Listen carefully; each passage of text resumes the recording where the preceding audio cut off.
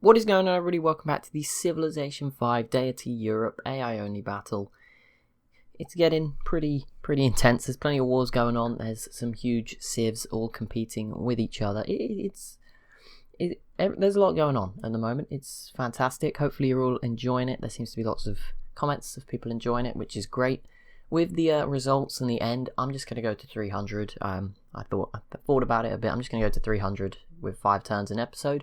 So that's like 10 more episodes, which is 2 weeks-ish of the regular episodes, which is obviously, it's not that long, but at the moment, I don't know, it might feel like a long time, I guess, I don't know. But yeah, 2 weeks, I'm fine with that. Hopefully you guys are as well. I will look at the Info Addicts next episode, maybe the one after, just because I'm going to record 2 now, and then obviously in the middle, I don't want to have to close the game and open it again, because for some reason, it does crash a bit when I open them if I've already started. Like, I need to open it when I first load up the game. So I'll probably record this episode and the next one without it, and then at turn 253, that's when we'll have a look at them, which is fine. It's only 3 turns later.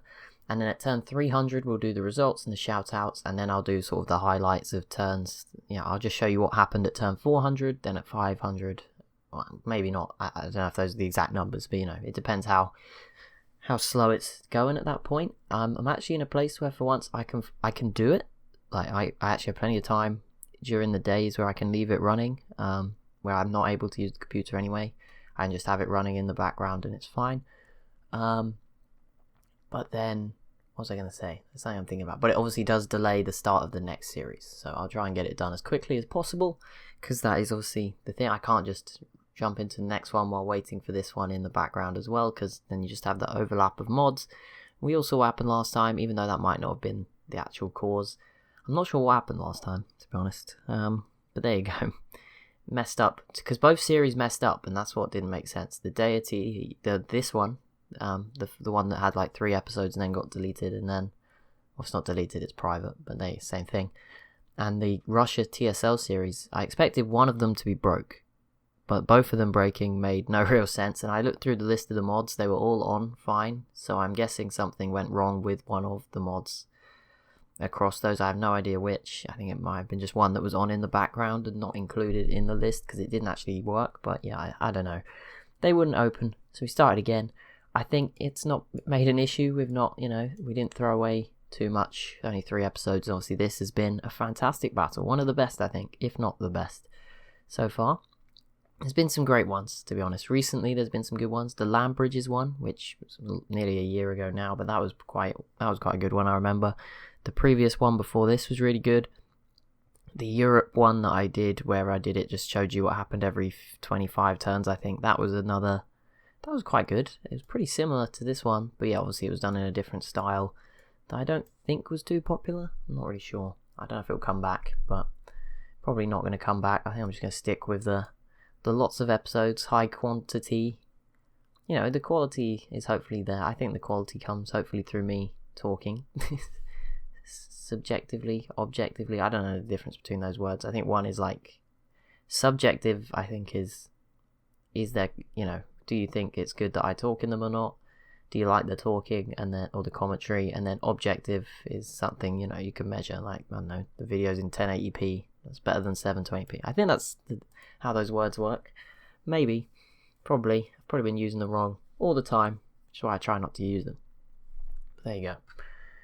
Either way, there's plenty of wars. Spain v Rome is still ongoing in the battle for Barcelona. To be honest, it wouldn't surprise me if Spain gets it back, but I think Rome might use the nuke if it gets that bad. Morocco and Portugal is still ongoing. Portugal still have a few units. They keep producing more. Obviously, they have plenty of production. They've got some very big cities. Lisbon's at 36.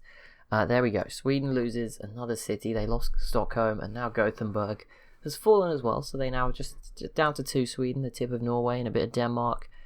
Not looking good for them, but looking great for the Soviets here. This is looking very promising. Not so good news for Norway, who will be sort of trapped in the top of the map, unless they find a way to maybe go after Great Britain or somebody, who is at war with Sweden as well. They've definitely not committed anywhere near as much and are not having the same success. But we'll see. I'm not sure if the Soviets will keep going. It gets a bit awkward now because of the land. They can't use their boats anymore.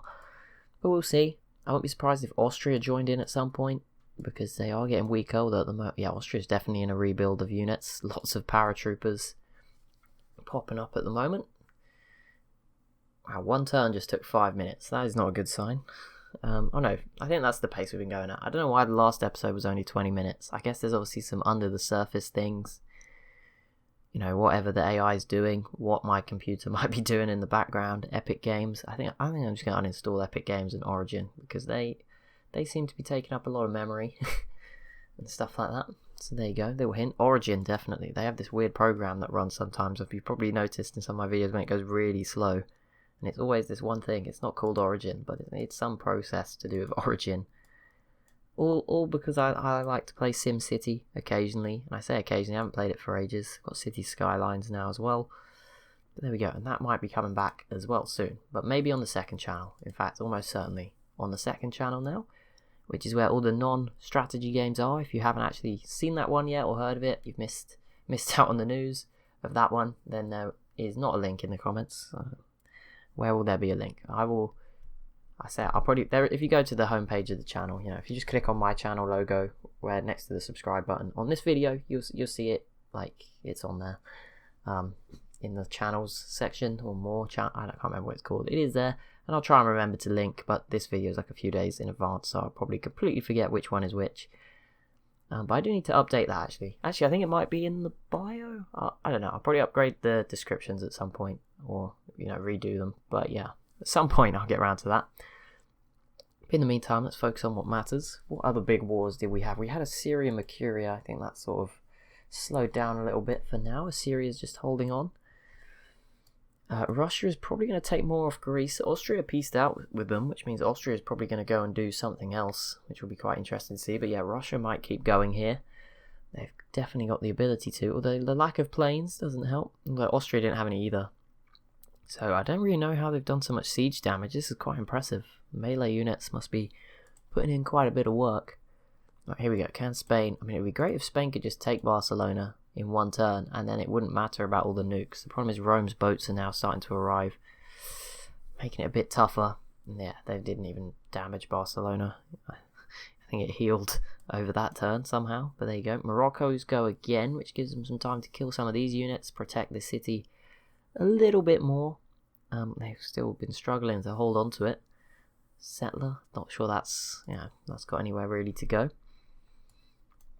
But we'll see. Oh, this is, I don't know what, it's bad. Morocco have really suffered from not having more boats, from not having these as like coastal, but at the same time, it's really helping them right now. Just being perfectly safe, and you know, these units just stupidly sat here getting attacked by planes. Probably not the wisest idea. Morocco's hiding a lot of stuff. I don't know. I mean, I imagine from how the map formed, depending on some of the civs will have satellites, but those that don't, they won't actually be able to see this. So I guess that's the advantage, that all these planes are hidden away. I don't think that's why the AI does it. I think they're just trying to protect them or whatever. I don't know. But either way, just moving them all around anyway. Yeah, I mean, there are a lot of civs that don't have like the satellite technology that won't actually know these exist, because once Morocco cut the borders off, and that was fairly early in the game, all things considered. I mean, it's only turn 244, but yeah, this was cut off like around the turn 100 point. A lot of the civs up in the north, like, you know, this, I mean, it doesn't matter that much, but yeah, some of these civs won't actually know that this area. They'll just have clouds. Now, that may change. See, once you get the satellites technology, which is fairly late, but I'm guessing civs like the Soviet Union definitely have it, since they have XCOM squads, which does, I believe, put them in the most advanced unit we've seen so far. Like, Arabia was there, but XCOM squads are, I don't know if they're level with nuclear missiles in the tech tree. I can actually have a look. Open tech tree. Yeah, where exactly is everything? So XCOM squads are here. Okay, yeah, so nuclear missile is the other most unique. So we've seen some nuclear submarines. I don't think we've seen any mechanized infantry. We probably have, and I've just missed it, but or maybe other civs have skipped it just for now. We've seen nuclear and guided missiles. I mean, Arabia's got that, so they probably have access to some of these. They might have just gone for like these ones instead. That's the thing. Missile cruisers we've seen, jet fighters, yep. Modern armor, no. I haven't seen a modern armor yet, but I don't think the AI builds that much. I only see a few tanks. I think Arabia's got a couple here, but we rarely see tanks, let alone modern armors. Wallachia, if you were ever going to just attack Greece, now would be a great time just to slip in. Don't think it will happen. Well, there you go. Okay, Austria's still fighting Switzerland very bravely. Not really going too well, but obviously they're not going to lose this city. Oh, Rome, you're really making this difficult. Come on, do something. Oh, this city's now in the yellow. I assume Assyria. Oh yeah, they've brought some planes a bit closer. That's gonna help out. Although 3 atomic bombs for Mercuria, so they can definitely fight back. We might have a nuclear war here at some point. I mean, putting one in this region, you could do a lot of damage. The problem is the Huns are close to this city. Arabia are close to these ones, so you just have to be very careful. Oh my goodness, Arabia have nearly 10 in every city. That is crazy. 9, 10, 18, so what's that? 29, 37. Let me just get rid of this. How is there a way to... There you go, there it is. 19, 27, 37, 47, 57, 58, 68, 75, 85, and I don't know if I counted that 10, so maybe 95 or 85. I don't know if I counted that one twice. That is a lot. Obviously, most of it's guided missiles, but I mean, normally I'd say guided missiles are bad, but if you have like 50 of them, they're pretty good. That's enough to do some... And we did have our first nuke. Mercuria was on the receiving end of that one. That is pretty brutal, and I'm guessing this one was as well. Yep, and it's just taken a while to show up. Wow, and there was a return nuke. Oh my goodness. Okay, so this is pretty rare, because I think in the last few Irony battles, nukes have only ever been dropped afterwards, like after the results, when I've done the in the future stuff, and it's, it was on, and I've probably missed some, because I don't sit here and watch it, just stare at what's going on. Sadly, I'll keep an eye on it, but I can't just stare at it for like hours on end. But yeah, so it's up to me to like see it happen. But there you go, before it gets scrubbed away. And here you go. Mercuria takes 2. Not the real cities. I don't know why they've nuked these 2. I guess they want them, but it doesn't really make sense. And yeah, this one, obviously taking 1 in return.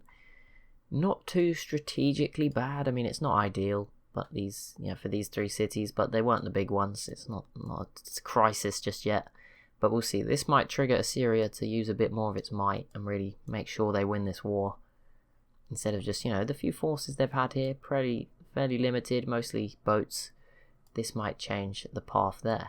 The Garamantes versus Greece is still ongoing, and they might just hold on to this. Greece have already been, so I think they'll probably be fine. Depends if they can kill the destroyer. If they can, they should be fine. But yeah, the Garamantes obviously started doing really well. They pulled planes out of nowhere, I'm guessing through having oil. In other news, Carthage, in this separate alternate reality, no settlers just yet. I mean, if they start building settlers, I might just leave them be. They deserve it, to be honest. I don't think they're going to get in the top 10 from in here, and I can just disregard them later. So it's easier just to keep them here, I think, at this point. Won't impact anyone, so yeah, they will get to live. It's fine. I know a lot of people want me to save it. I think we might be about to see some more nukes dropped, because this is definitely getting close. Spain is definitely going for this now with everything, and Rome can't really defend it with land units, so we might see a nuke dropped here. The Soviets did peace out with Sweden. They didn't take any more, so they're just happy with these 2 cities. But yeah, that's a crushing blow for Sweden. Nice little addition of strength to the Soviets, especially after we saw Russia conquer so much off the Goths and Greece as well.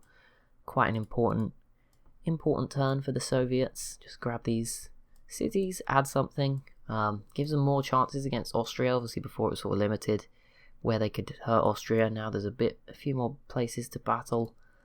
Might give them the advantage, stretch Austria out a little bit more along the border, that sort of thing, although Austria is pretty full anyway. Not that they can get that many more units rammed into this space.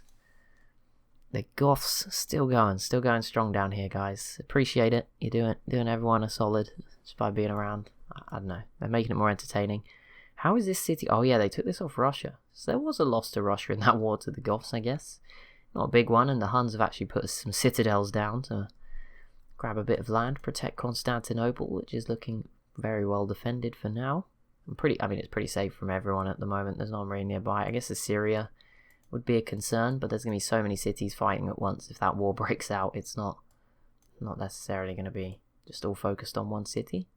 Holy moly. Okay, well, Attila is spawning units this side. It's just units. Russia's done it a little bit as well. Don't know how Norway's pulled this one off. I guess things are starting to get a little bit broken, but there you go. That is really weird. How the heck did that get in there? That's not even in Norway's land. Don't know how that's happened, but obviously, I guess it's if all their tiles are full, which they're not, which makes this kind of weird. Yeah, I don't really know how that's going on, but whatever. That's probably why the info addicts crash when I try to open them. But yeah, I mean, the paratroopers can obviously drop over. I don't know about the other units. Don't know how they got through. But there you go. It's not the end of the world. Like I said, as long as it's not a settler for a civ that is actually doing really well, and that's when it's fine.